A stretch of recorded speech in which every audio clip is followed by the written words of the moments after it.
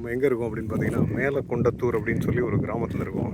மேலக்கொண்டத்தூருங்கிறது சீர்காழிலேருந்து மாயவரம் போகிற ரோட்டில் வைத்தீஸ்வரன் கோயில் தாண்டி வந்தீங்கன்னா லெஃப்ட் சைடில் பாகசாலை அப்படின்னு சொல்லி ஒரு ரோடு போகும். அந்த ரோட்டில் போனீங்கன்னா குருமானக்குடி அப்படிங்கிற பாடல் பெற்ற ஸ்தலம் வரும். அதுக்கு ஜஸ்ட் முன்னாடி இருக்கிறது தான் இந்த மேலக்கொண்டத்தூர். இங்கே இருக்கிறவர் தான் நம்ம பிரம்மபுரீஸ்வரர். ஸோ அப்பேரண்ட்லி இது ஒரு மிக பழமையான ஆலயம். இது கற்கோயிலாக இருக்கிற மாதிரி அதுக்கு முன்னாடி இவங்க இந்த சின்ன ஃப்ளாட் செங்கல் வச்சு கட்டியிருக்காங்க. பட் அஃப்கோர்ஸ் எப்படி இருக்குன்னு நம்மளே பார்க்க முடியாது. இது வந்து சுவாமிக்கு பேர் பிரம்மபுரீஸ்வரர். அம்பாள் பேர் என்னன்னு தெரியல. ஒரு பத்திரிகை இருக்குது, அதை வச்சு தான் நம்ம பேர் கண்டுபிடிக்க முடியாது. இது அறநிலையத்துறைக்கு சொந்தமான ஒரு கோவில். இங்கே இருக்கிற மூர்த்தங்கள்லாம் எடுத்து இந்த சுவாமி சன்னதியிலேயே வச்சுருக்காங்க.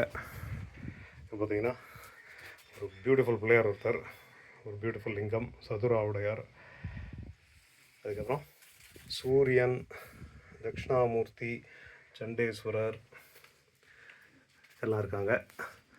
ஸோ இங்கே என்ன போட்டிருக்குன்னு பார்ப்போம்.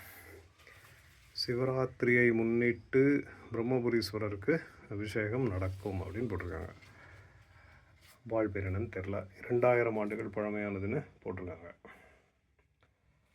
ஸோ இங்கே இருக்கிற பிரம்மபுரீஸ்வரர், பியூட்டிஃபுல் பிள்ளையார்.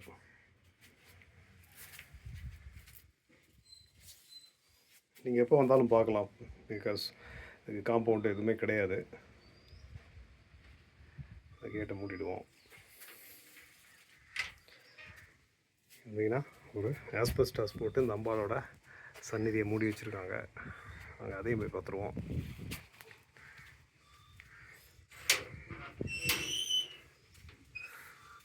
இது இருக்காங்க அம்பாள். பேர் என்னவா இருக்கும்னு தான் தெரில. உங்கள் பேர் என்னம்மா? ஸோ கண்டுபிடிப்போம் அந்த பேரை. ஸோ இந்த மாதிரி மிக பழமையாக இருக்குது மேலக்கொண்டத்தூர். யாருக்கா வரணும் அப்படின்னு இன்ட்ரெஸ்ட் இருந்ததுன்னா என்கிட்ட சொன்னீங்கன்னா நான் வந்து லொக்கேஷன்லாம் ஷேர் பண்ணுறேன். ஓகே, இது வந்து வைத்தீஸ்வரன் கோவில் பக்கத்தில் இருக்கிற ஒரு கோவில் தான் இந்த மேலக்கொண்டத்தூர். சரி, உங்களை நான் இன்னொரு கோவிலில் பார்க்குறேன்.